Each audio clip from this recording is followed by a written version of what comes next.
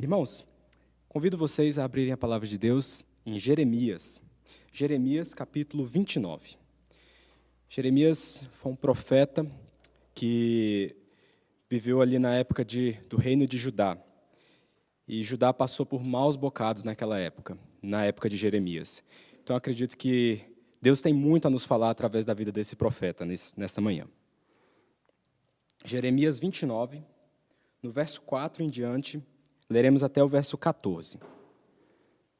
A palavra de Deus diz assim: Assim diz o Senhor dos exércitos, o Deus de Israel, a todos os exilados que eu deportei de Jerusalém para a Babilônia: edificai casas e habitai nelas, plantai pomares e comei o seu fruto, tomai esposas e gerai filhos e filhas, tomai esposas para os vossos filhos e dai as vossas filhas a maridos, para que tenham filhos e filhas, multiplicai-vos aí, e não vos diminuais. Procurai a paz da cidade, para onde eu vos desterrei, e orai por ela ao Senhor, porque na paz da cidade vós tereis paz. Porque assim diz o Senhor dos exércitos, o Deus de Israel: não vos enganem os vossos profetas que estão no meio de vós, nem os vossos adivinhos, nem deis ouvidos aos vossos sonhadores, que sempre sonham segundo o seu desejo. Porque falsamente vos profetizam eles em meu nome. Eu não os enviei, diz o Senhor. Assim diz o Senhor: logo que se cumprirem para a Babilônia 70 anos, eu atentarei para vós outros e cumprirei para convosco a minha boa palavra, tornando a trazer-vos para este lugar. Eu é que sei que pensamentos tenho a vosso respeito, diz o Senhor, pensamentos de paz e não de mal, para vos dar o fim que desejais. Então me invocareis, passareis a orar a mim, e eu vos ouvirei. Buscar-me-eis e me achareis, quando me buscardes de todo o vosso coração. Serei achado de vós, diz o Senhor, e farei mudar a vossa sorte. Congregar-vos-ei de todas as nações e de todos os lugares para onde eu vos lancei, diz o Senhor. Tornarei a trazer-vos ao lugar de onde vos mandei para o exílio. Assim diz a palavra do Senhor. Vamos orar. Obrigado, Pai, pela Tua santa palavra. Nós nos prostramos diante de Ti, reconhecendo a Tua santidade, a Tua soberania, a Tua glória, ó Senhor.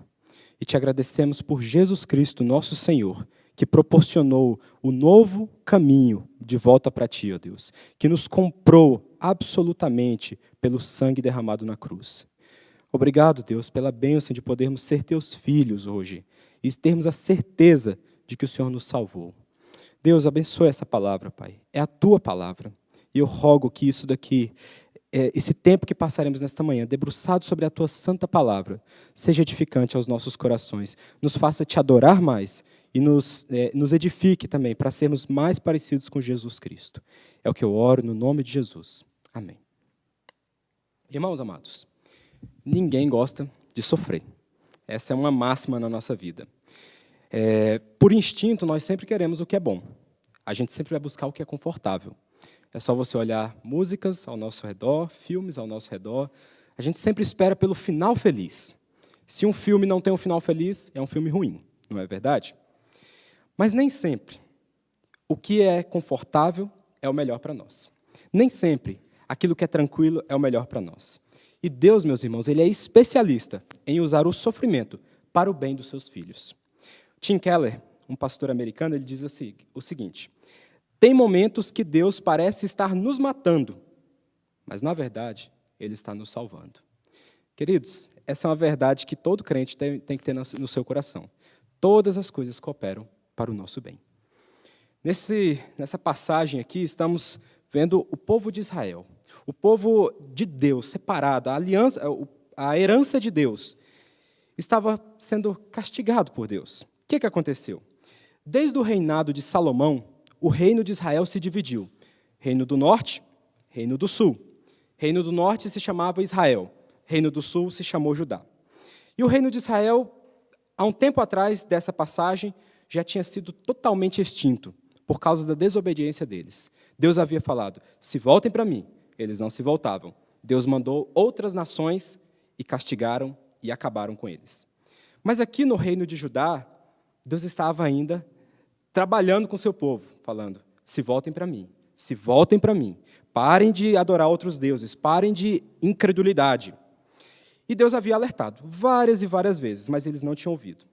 Diante da dureza do coração de Judá, Deus diz o seguinte: eu vou levantar um rei de outra nação, esse rei chamado Nabucodonosor, rei da Babilônia, ele vai castigar vocês.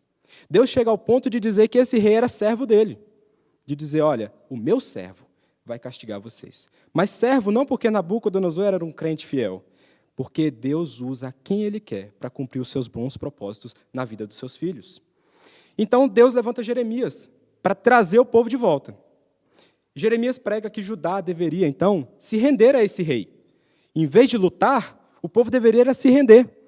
E essa, meus irmãos, era uma pregação muito difícil, muito dura. Ninguém ouviu. Ninguém aceitava que a vontade de Deus era que eles se rendessem a outro rei. E eles não aceitavam. Em 527 a.C., Nabucodonosor vem a Judá e faz a sua primeira captura de escravos.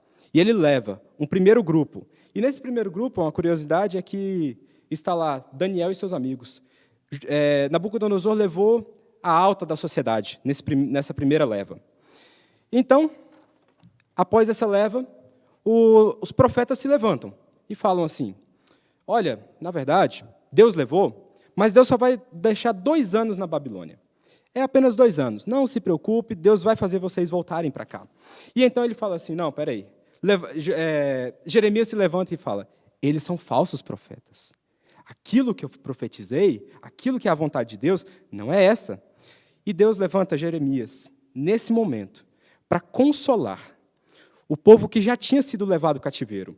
No capítulo 29, diz aqui, são estas as palavras que Jeremias escreveu e enviou de Jerusalém aos anciãos do cativeiro. Ou seja, Deus mandou o pastor Jeremias pastorear o povo que estava no cativeiro, que estava passando uma dificuldade tremenda. E aqui, meus irmãos, com isso em mente, eu creio que o tema para essa mensagem, o melhor tema que eu posso encontrar é o consolo em tempos de angústia. O consolo de Deus em tempos de angústia.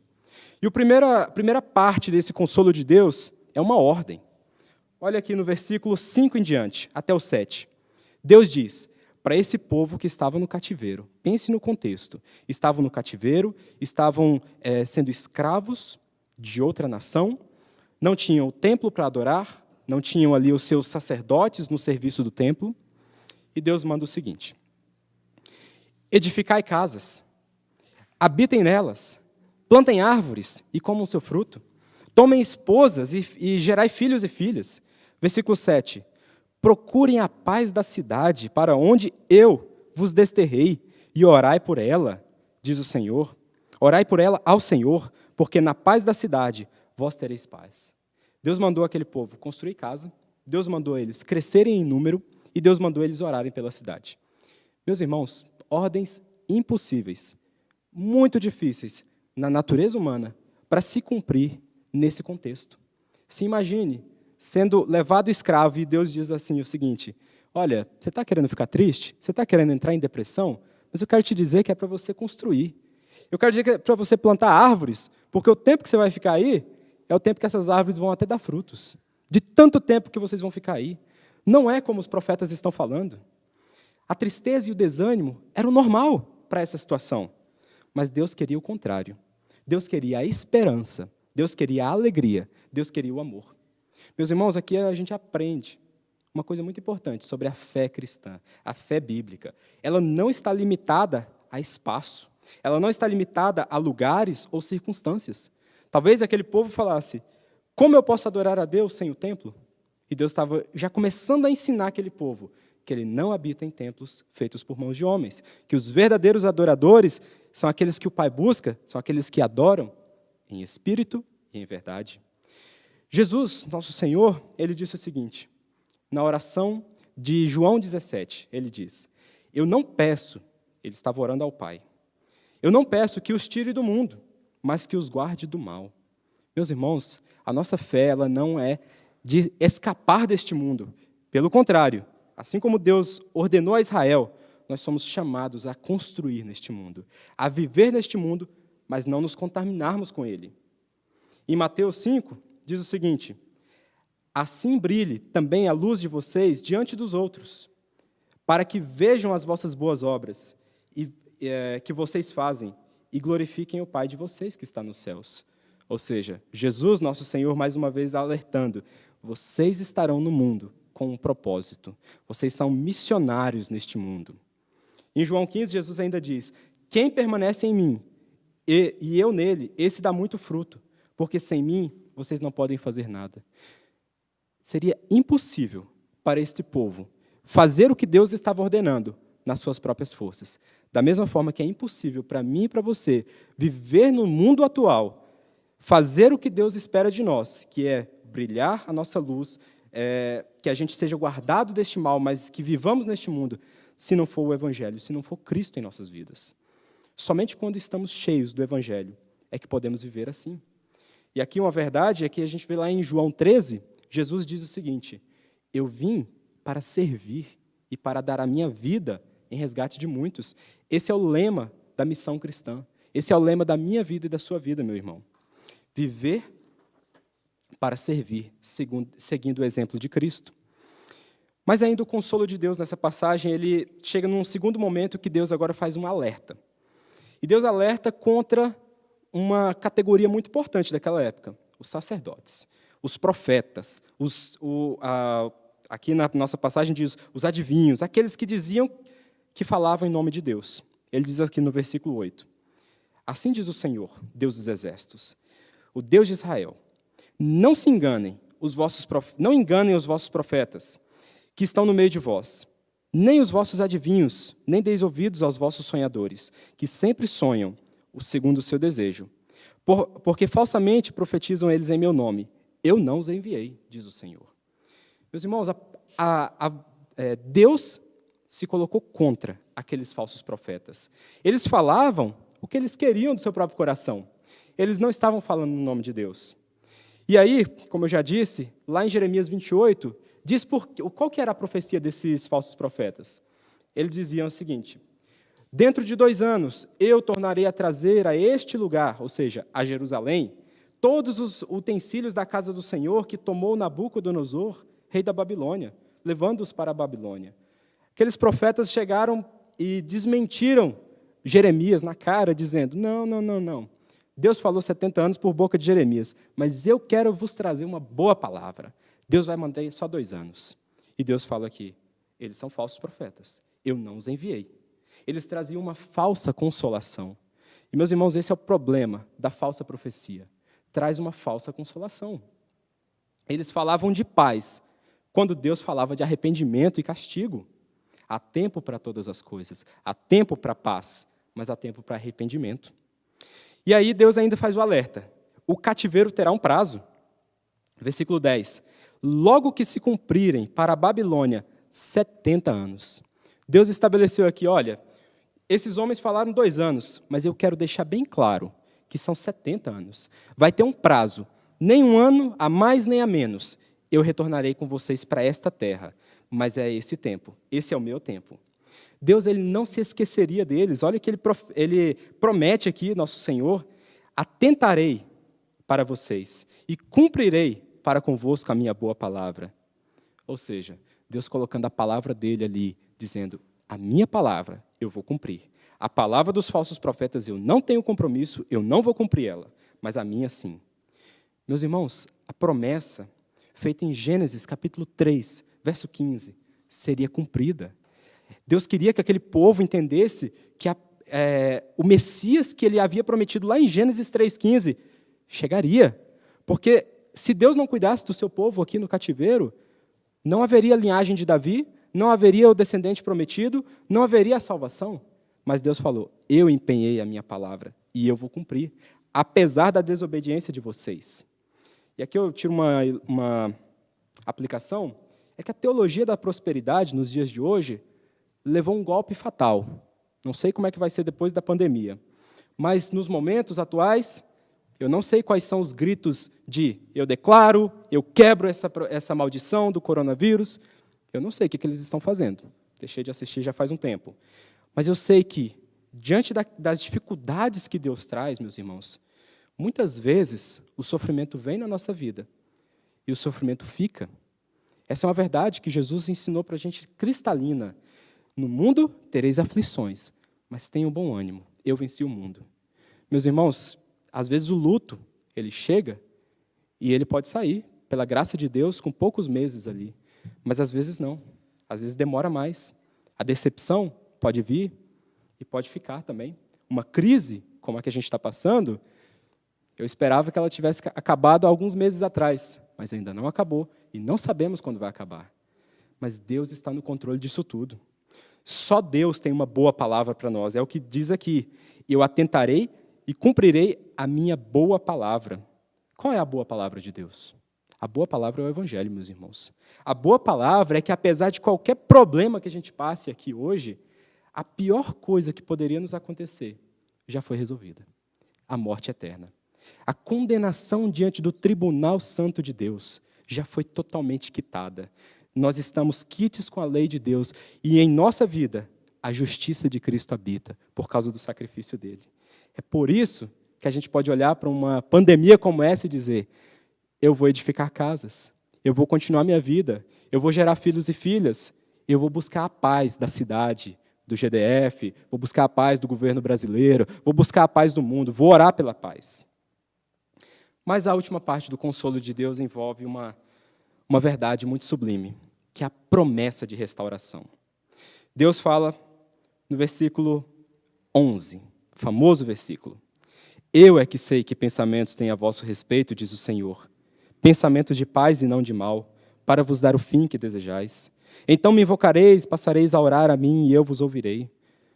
Meus irmãos, olha que contexto que esse versículo está inserido. Eu fui buscar pregações sobre Jeremias 29, e a maioria era só 29, verso 11. E então dizendo: eu é que sei que pensamentos têm a vosso respeito. Não assisti todas, era impossível, mas esse é o versículo favorito dessa passagem. E graças a Deus que pessoas decoram esse versículo. Mas não se esqueça do contexto. Não se esqueça onde é que ele está inserido. Deus está dizendo aqui: a minha vontade é muito melhor. Eu é que sei, Deus dizendo, que pensamentos têm a vosso respeito, não os falsos profetas. Numa visão humana, nós poderíamos dizer: eu acredito que os falsos profetas que falavam de 2 anos em vez de 70 anos no cativeiro eram melhores, não é não? É uma coisa melhor, é um conforto maior. Mas Deus está dizendo: não, eu é que sei que pensamentos têm a vosso respeito, pensamentos de paz e não de mal, para vos dar o fim que desejais. Ou seja, Deus ainda por cima daria o desejo do coração deles. Qual era o desejo do coração deles? Paz e retorno para a terra prometida, retorno para Jerusalém. O coração deles seria curado. Olha que bendita promessa. Ele diz aqui: então, ou seja, depois disso daí, me invocareis, passareis a orar a mim, e eu vos ouvirei. Olha a restauração do coração de um povo corrompido. Um povo que tinha abandonado Deus, um povo que vivia na incredulidade. Deus está dizendo: após esse remedinho de 70 anos, vocês buscarão a mim, vocês me invocarão, vocês passarão a orar a mim, e eu vos ouvirei. Vocês buscarão a mim, e vão me achar, quando me buscarem de todo o coração. Eu serei achado de vós, diz o Senhor, farei mudar a vossa sorte, e eu congregar-vos, ou seja, eu juntarei vocês de todas as nações e lugares que eu lancei vocês, diz o Senhor. Eu tornarei a trazer vocês ao lugar de onde eu vos mandei para o cativeiro. A comunhão com Deus seria restaurada. Eles, quando buscassem a Deus, Deus seria achado por eles. E aqui tem uma verdade muito sublime, meus irmãos. A gente só pode encontrar Deus se Deus quiser ser encontrado por nós. Lá em Atos, capítulo 17, o apóstolo Paulo diz que Deus se revelou de tal maneira que os homens parece que estão tateando no escuro buscando a Deus. Mas é só quando Deus vem e se revela a nós é que a gente pode conhecer a Deus. Eles entenderiam que foi Deus quem os levou para lá. E também quem os buscaria de lá. Irmãos, quando a nossa fé está cheia da palavra de Deus, quando nós temos o Evangelho como regra de fé e prática, nós entendemos que todas as coisas cooperam para o bem daqueles que amam a Deus. E de que todas as coisas, em última instância, é a providência de Deus, é a mão de Deus guiando a nossa vida. Dias difíceis formam crentes melhores, mais próximos de Deus. Se você está passando um momento difícil, meu irmão, saiba que é um momento muito importante de se achegar mais a Deus. Ainda que choremos, seremos consolados. Ainda que sejamos perseguidos, nós herdaremos o reino de Deus. Ainda que morramos, nós seremos ressuscitados com Cristo no último dia. Só tem bênção para o Filho de Deus. Só tem bênção para quem crê em Cristo Jesus como Senhor e Salvador. Essa é a verdadeira teologia da prosperidade. A prosperidade divina, a prosperidade bíblica, de que todas as coisas nos foram dadas em Cristo Jesus, nosso Senhor. Eu concluo aqui, meus irmãos, lembrando. Deus tratou o povo dele da seguinte forma: vocês estarão no mundo, mas não serão do mundo. Deus disse isso para esse povo da Babilônia, judeus que estavam na Babilônia. Vocês viverão lá normalmente. Vocês vão construir, vocês vão gerar filhos e vocês vão se envolver com a cidade. Vocês vão se envolver com a paz da cidade. Deus ainda consolou o povo dizendo: vocês ficarão lá por muito tempo. Não se iludam com falsos profetas. Pelo contrário, esqueçam eles. E vocês serão curados. Vocês serão curados da maldade e da incredulidade de vocês. Deus mostrou que Deus estava próximo deles. Deus não estava distante. Apesar deles estarem escravos em outra terra, Deus estava perto deles. Mas uma aproximação de Deus maior viria ainda 500 anos depois, quando, em Jerusalém, naquela terra lá tão prometida e tão destacada ao longo de vários anos, nasceria aquele que era o próprio Deus, Deus em carne e osso, Jesus Cristo. E mais uma vez, o povo de Deus estava como escravo, dessa vez de Roma. E é interessante que Cristo não quebra o poder de Roma. Ele não chega lá e faz uma revolução armada, ele não chega e pede o impeachment de César, ele não faz nada disso. Cristo mostra que o Evangelho, ele quebra as correntes do coração. Porque onde quer que nós estejamos, nós seremos escravos se não temos Cristo, mas nós seremos livres até mesmo em prisões, como o apóstolo Paulo foi, se temos o Evangelho. Deus é especialista em usar o caos do mundo para lapidar os nossos corações. Jesus então orou: não peço que os tire do mundo, mas que os guarde do mal. Eles não são do mundo, como eu também não sou. Essa foi a oração do nosso Senhor para mim e para você. Jesus não pediu que a gente fosse arrebatado, que a gente saísse desse mundo. Pelo contrário, Pai, guarda-os neste mundo, porque este mundo precisa dos teus filhos aqui para pregarem o teu Evangelho. Nós somos o povo de Deus, nós somos a igreja de Cristo que está na Babilônia deste mundo. No lugar de murmurar, buscar o conforto, busque ser bênção onde Deus te colocou. Não murmure, agradeça a Deus e fale: Deus, me mude se é a tua vontade, mas primeiramente mude meu coração. Eu deixo aqui 3 pontos que eu gostaria que você lembrasse nesse tempo que estamos vivendo. É tempo de ser missionário. É tempo de buscarmos a paz da nossa cidade. E é tempo de arregaçar as mangas e servir a Deus com todo o nosso coração. Não deixe que a pandemia pare a obra de Deus, porque ela nunca vai ser parada. Ela nunca está escravizada, como diz o apóstolo Paulo. Mas nós, muitas vezes, deixamos de fazer aquilo que Deus nos chamou a fazer por causa das condições externas. Amém? Gostaria de orar mais uma vez. Deus Santo, aqui está a Tua palavra. E eu oro para que o Senhor use ela nos nossos corações, nesse tempo de dificuldade que vivemos. Que a Tua palavra, ó Deus, como foi aqui para ajudar a chimorada dos nossos corações, e que sejamos verdadeiramente transformados pelo Teu Evangelho, ó Deus. Que pela força de Cristo, possamos ser essa bênção no Brasil, no Distrito Federal ou em qualquer outro lugar que estejam os irmãos que estão ouvindo. É o que eu peço, meu Deus, no nome de Jesus. Amém.